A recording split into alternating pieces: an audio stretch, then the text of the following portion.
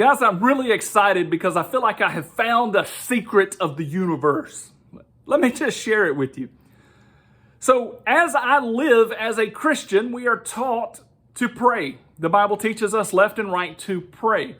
And as I pray, there are some prayers that I pray for that never really get answered. I remember praying for a go-kart for years and years when I was little, and it didn't get answered.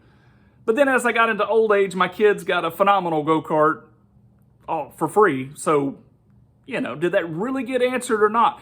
And so as I've been struggling with this, not deeply struggling with it, but struggling with the understanding of it every couple of years, you go, how do I know if this is really God moving? Or if it's just I'm believing in things that are already about to happen? This problematic equation is over our heads.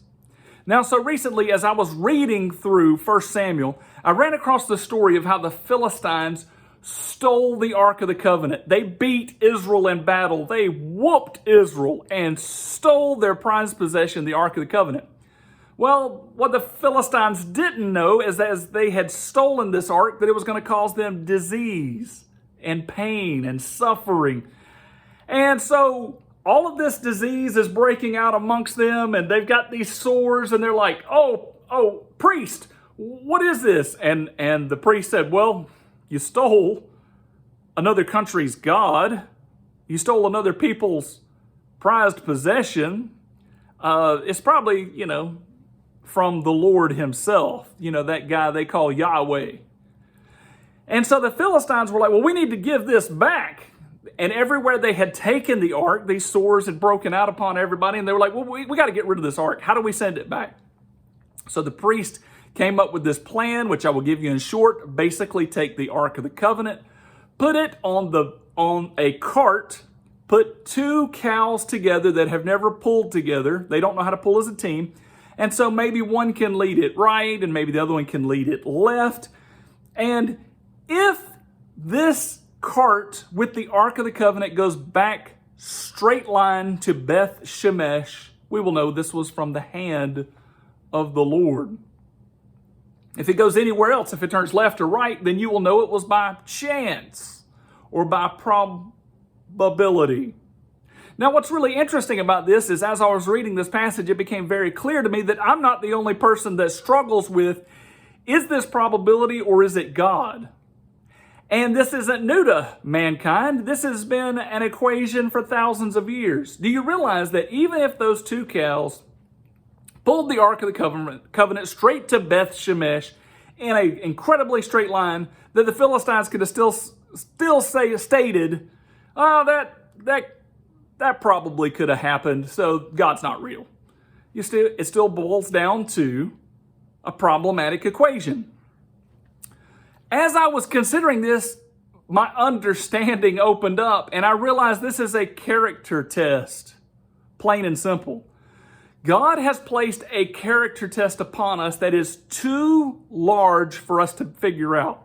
There is no way to get our minds around, not even with the help of supercomputers, all of the probabilities of can God move and does God move to answer your prayers.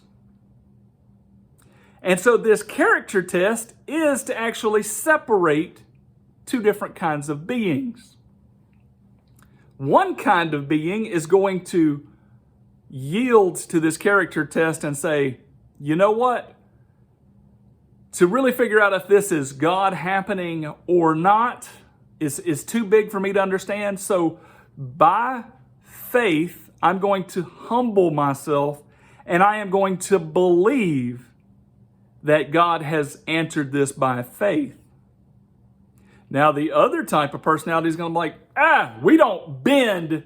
We don't yield to such things. We need facts. And we need mastery. And we need complete know-how. And in fact, we're so smart, we know that God doesn't exist. And we can factually say that even though we can't factually prove it.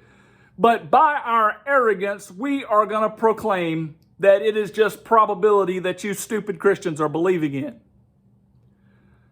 This test of whether prayers being answered are just probabilities coming true, or whether it's God answering, is too large for us to comprehend.